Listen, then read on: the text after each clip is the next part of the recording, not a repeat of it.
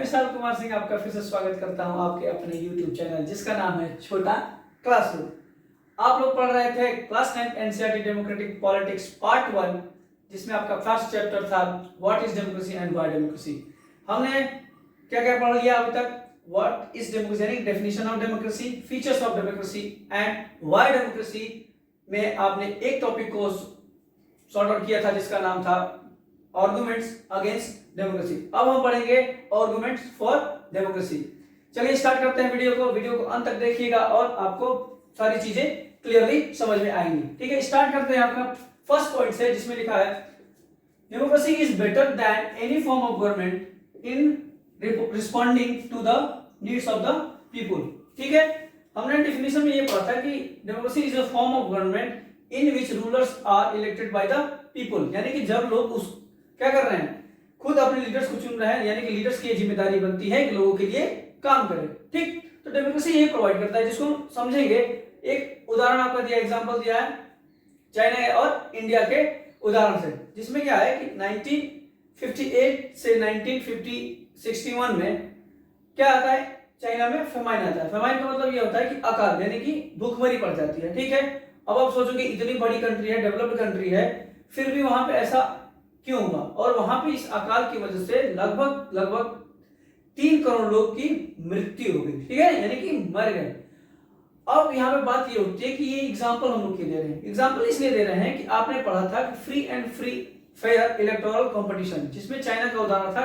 उसमें क्या था कि हमेशा जो भी गवर्नमेंट फॉर्म हो रही थी कम्युनिस्ट पार्टी की या फिर उसकी 8 एलाई पार्टीज की लीडर्स के द्वारा क्या हो रही थी, गवर्नमेंट फॉर्म हो रही थी। इसका मतलब यह है कि सत्ता किसके हाथ में थी? हमेशा से चाइना में कम्युनिस्ट पार्टी के हाथ में थी। अब वहां पे ये हुआ कि जब वो सत्ता में थे, यानी कि जो रूल कर रहे थे कम्युनिस्ट पार्टी के लीडर्स, उनको ये नहीं समझ में आया, उन्होंने ये नहीं समझा कि लोगों के लिए भी काम करना है ना, क्योंकि उनको अपोज करने के लिए तो कोई पार्टी थी नहीं वहां पे कि उनको क्या करे, विरोध करे। लेकिन क्या हुआ कि उनके ऑफिसर्स क्या किए कि जो भी जरूरत की चीजें थी लोगों को देने वाली थी, जो सब में बंटनी चाहिए थी, उन्होंने कुछ ऐसे लोगों के लिए सेफ करके रखी जो क्या कर रहे हैं, रूलिंग पार्टीज के हैं या फिर बहुत रिच फैमिली से बिलोंग करते हैं। लेकिन इंडिया में उस टाइम जो था 1958 में चाइना के जैसे इकोनॉमिक कंडीशंस नहीं थी। ठीक है, इंडिया क्या है, अभी डेवलपिंग कंट्री है, यानी कि विकासशील देश है। तो उसी में ये भी इंडिया में भी ऐसे चीज हुई, यानी कि अकाल पड़ा इंडिया में भी, लेकिन ऐसा नहीं हुआ कि लोग इतने ज्यादा मरे, 3 करोड़ लोग नहीं मरे। क्यों? क्योंकि यहाँ पे ये था कि अपोज करने वाली गवर्नमेंट को अपोज करने वाली पार्टीज भी थी। यानी कि इंडिया में हमें पता है India is a democratic country, यानी कि यहाँ पे क्या होता है, डेमोक्रेसी के सारे रूल्स को फॉलो किया जाता है, जहाँ पे आप अपने बात को कह सकते हैं, किसी के बात का विरोध भी कर सकते हैं लीगल तरीके से। ठीक है, तो यहाँ पे ऐसा नहीं हुआ, यानी कि पहला मतलब ये निकलता है कि जो भी डेमोक्रेटिक गवर्नमेंट होगी वो किसके लिए होगी, लोगों के लिए होगी, और लोगों के हितों की रक्षा करने के लिए होगी। ठीक है, दूसरा है a democratic government is better government because it is more accountable form of government. Accountable का मतलब ये होता है कि जवाबदेही होनी चाहिए, यानी कि जो भी आप कार्य कर रहे हैं, लोगों के लिए जो कार्य कर रहे हैं उसमें आपकी जिम्मेदारी होगी। ठीक है, जो भी कुछ गलत होगा तो भी आपकी जिम्मेदारी है, यानी कि कहने का मतलब यह है कि आप जो भी डिसीजंस लेंगे लोगों के हितों को ध्यान में रखकर ही डिसीजंस को लेंगे। आगे दिया है democracy is based on consultation and discussion. Consultation and discussion हमने पढ़ा था पीछे, आर्गुमेंट्स अगेंस्ट डेमोक्रेसी। डेमोक्रेसी के डीमेरिट्स में एक था कि डिले होता है, किस वजह से, कंसल्टेशंस होते हैं, सो मेनी पीपल डिस्कस्ड, है ना, यानी कि बहुत सारे लोगों के बीच में क्या डिस्कशन होता है। लेकिन इसका एक ये फायदा होता है कि अगर किसी भी मैटर पर कोई कानून बनाना हो, ज्यादा से ज्यादा लोग क्या करते हैं, उसमें पार्टिसिपेट करते हैं और उसके मेरिट्स एंड डीमेरिट्स को, क्या सही है क्या गलत है, इन सब की जांच पड़ताल करने के बाद फाइनल डिसीजंस पर पहुंचते हैं। ठीक है, यानी कि लेट तो होगा लेकिन जो क्वालिटी ऑफ डिसीजन आएगा वो वाज द बेस्ट वन, है ना। यहाँ पे दिया है दस democracy improves the quality of decision making, यानी कि जो निर्णय लेने की क्षमता है उसमें क्या हो जाएगा, उसकी क्वालिटी क्या होगी, इंप्रूव होकर निकलेगी। ठीक है, यानी कि इसमें बहुत ही कम ऐसी चीजें होगी जिसमें गलती होने की संभावनाएं रहेंगी, यानी कि गलती होने की संभावनाएं नहीं रहेंगी, ना कि बराबर ही रहेंगी। ठीक है, आगे बढ़ते हैं। Democracy provides a method to deal with differences and conflicts. ठीक है, जैसा कि आपको पता है कि इंडिया क्या है, एक डेमोक्रेटिक कंट्री होने के साथ साथ लार्ज एरिया भी कवर करती है मैप पे, यानी कि अलग अलग वेशभूषा, अलग अलग कल्चर्स, अलग अलग विचारधारा के लोग यहाँ रहते हैं, तो उनके बीच क्या हो, सामंजस्य बनाए रहना चाहिए, है ना, यानी कि लोगों के बीच में सहिष्णुता रहनी चाहिए, यानी कि नॉन वायलेंट तरीके से लोग क्या करें, पीसफुली आपस में रह सके। ठीक है, इसके लिए डेमोक्रेसी का एक ये चीज प्रोवाइड करती है कि मेथड टू डील इट, यानी कि गवर्नमेंट ऐसा कोई भी काम नहीं करेगी जो क्या हो, किसी एक वर्ग को या फिर एक कैटेगरी के लोगों को क्या करे, ऊंचा उठाए, या फिर छोटे कैटेगरी के लोगों को क्या करे, नीचे करे, ऐसा कुछ नहीं, यानी कि इन दोनों के बीच हमेशा सामंजस्य बना रहना चाहिए। ठीक है, ये भी बताता है in democracy no one is permanent winner और लूजर।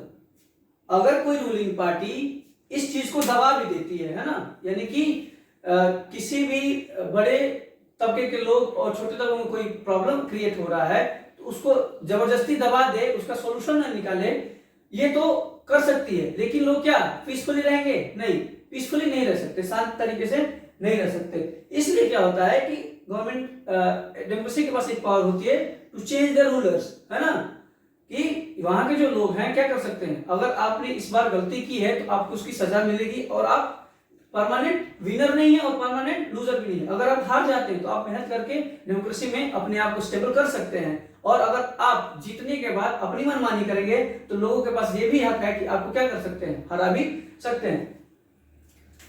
अगर दिया है इन सब के बाद the strongest argument for democracy is not about what democracy does to the government. ये थोड़ा आपको अजीब लगेगा लेकिन इसको बढ़िया से समझेंगे। It is about what democracy does for the citizen. ठीक है, डेमोक्रेसी का एक ये बात नहीं होती है, प्लस पॉइंट नहीं है कि क्या गवर्नमेंट के लिए डेमोक्रेसी क्या कर रही है, ये इस पे डिपेंड करता है कि जो भी डेमोक्रेटिक है गवर्नमेंट है लोगों के लिए क्या करती है, यानी कि जो लोग उनको चुन के ले गए हैं, रिप्रेजेंटेटिव जो अपने गवर्नमेंट को फॉर्म करवाए हैं, उनके लिए डेमोक्रेसी प्रोवाइड क्या करता है कि लोगों के बारे में अकाउंटेबल गवर्नमेंट दे। ठीक है, लोगों के विशेष को पूरी की जा सके, है ना, तो यहाँ पे ये चीज है, यानी कि डेमोक्रेसी गवर्नमेंट के लिए नहीं है, डेमोक्रेसी किसके लिए है, सिटीजन्स के लिए है, कि जो वहां के लोग हैं, है ना, जो भी चीजें बनेंगी लोगों के हित में ही बनेंगी। Democracy enhance the dignity of citizens because it is based on the principle of political equality. ठीक है, पॉलिटिकल इक्वालिटी जहां हम लोगों ने पढ़ा था, one vote one person and one value, और उसके साथ साथ ये भी पढ़ा था free and fair electoral competition, यानी कि यहाँ पे जो है लोगों के जो भावनाएं हैं उनके साथ छेड़छाड़ नहीं होनी चाहिए। डेमोक्रेसी में ये चीज होती है, यानी कि छेड़छाड़ नहीं होती है किसमें, डेमोक्रेसी में, ये चीज यहाँ पे दिखाई गई है, यानी किस पे बेस्ड है, the principle of political equality, यानी कि राजनीतिक समानता पर, मतलब कि आपकी आधारित है कौन सी, डेमोक्रेसी। ठीक, तो डेमोक्रेसी राजनीतिक समानता का यह मतलब होता है कि जो भी चीजें रिच फैमिलीज को मिल रही हैं, जो भी आपको सुविधाएं रिच फैमिलीज को प्रोवाइड हो रही हैं, पढ़े लिखे लोगों को प्रोवाइड हो रही है, वो सारी चीजें किस किस को प्रोवाइड होनी चाहिए, जो कम पढ़े लिखे हैं या फिर गरीब तबके के लोग हैं, यानी कि लोगों के जो भावनाएं हैं उनके साथ खिलवाड़ नहीं होता है किसमें, आपके डेमोक्रेसी में।